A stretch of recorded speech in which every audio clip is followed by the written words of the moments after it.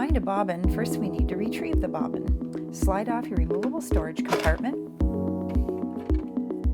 and open this hinged door.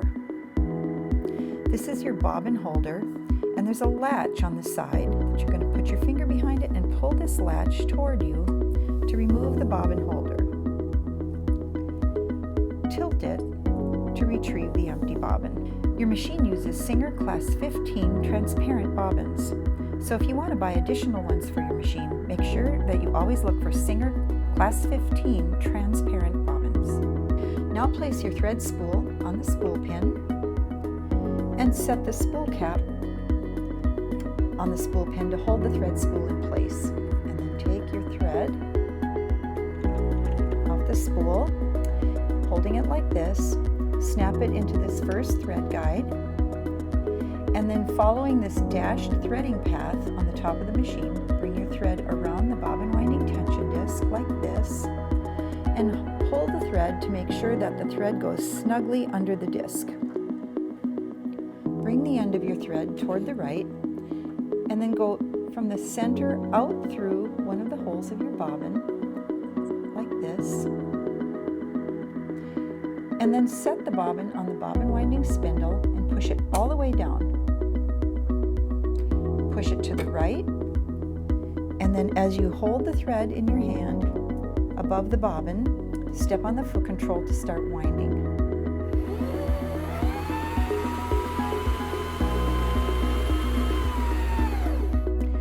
Stop for just a moment so you can trim the thread tail close to the bobbin, and then resume winding.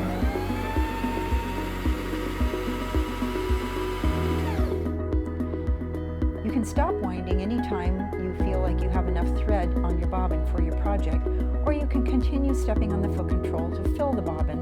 It will stop automatically when it's full.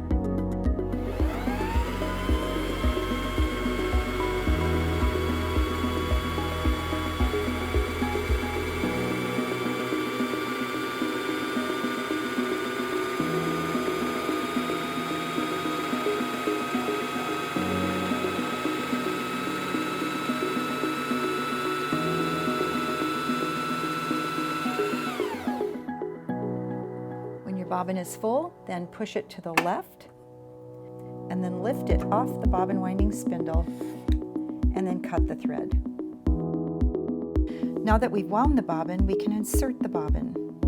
Place your bobbin into your bobbin holder like this, and to check that you've done it correctly, pull the thread, and make sure that your bobbin is turning clockwise. If it's turning counterclockwise, that's not correct.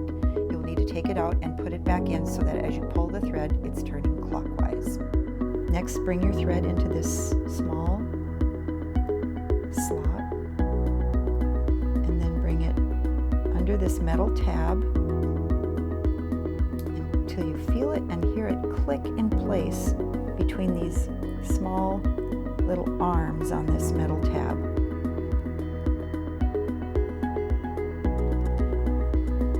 Hold the latch, and with this finger pointing straight up,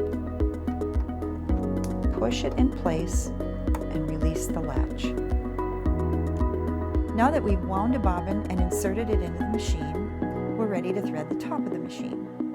And there are two things you need to do before you do anything at the top of the machine with the thread, and that is to first raise the presser foot lifter. That's very important. And then turn the hand wheel toward you so that the needle is raised up and that you see the thread take-up lever come up here so that it's completely visible. Now after winding the bobbin, the thread probably looks like this at the top of your machine, so we're going to take the thread out of that threading path that was in for the bobbin and continue holding the thread now in your right hand. Snap it back into this first thread guide, bring it around this thread guide so it kind of slides in between those two little plates of that thread guide, and then bring it down this channel around this U-turn at the bottom,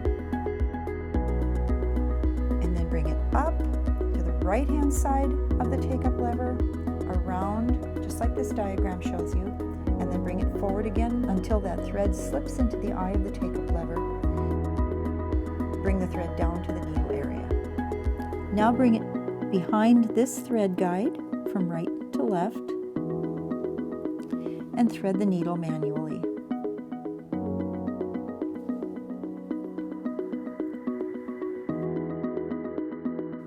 Continue holding the thread in your left hand and pull it lightly as you turn the hand wheel toward you to lower the needle down, and then as you continue pulling the thread to the left, you'll see this loop come up. This is your bobbin thread, and you want to bring that bobbin thread up as it'll come up through the hole of the needle plate, and then bring both of your threads underneath the presser foot and out to the back.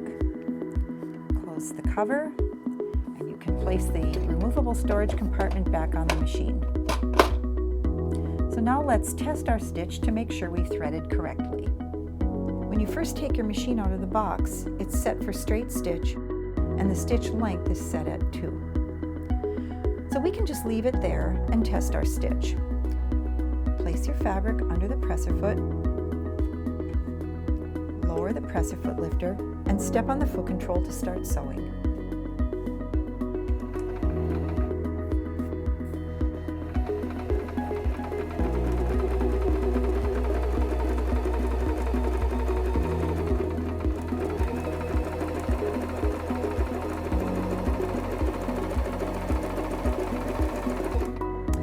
Come to the end of the fabric, turn the hand wheel toward you until the needle is all the way up and just begins to come down, and then raise your presser foot lifter, and if you want, you can use the thread cutter at the side of the machine to trim your thread tails. This is a good idea because it leaves your thread tails long enough so that the needle doesn't come unthreaded when you start to sew again. Here's our stitch, and it looks really good on the top and it looks good on the back. So we know we've threaded the machine correctly.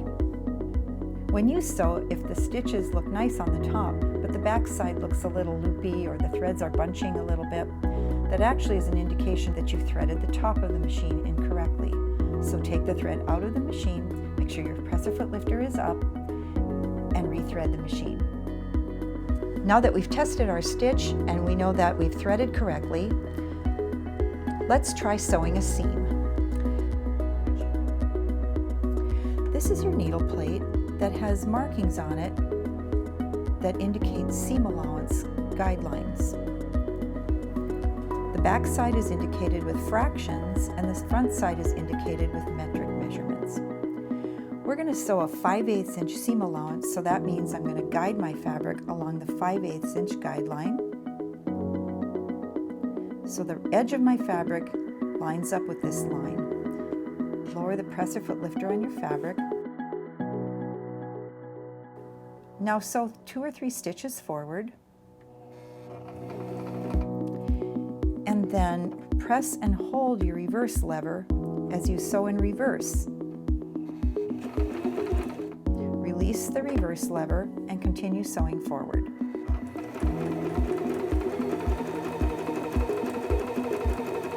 As you sew, keep the edge of your fabric lined up with your selected seam allowance guideline.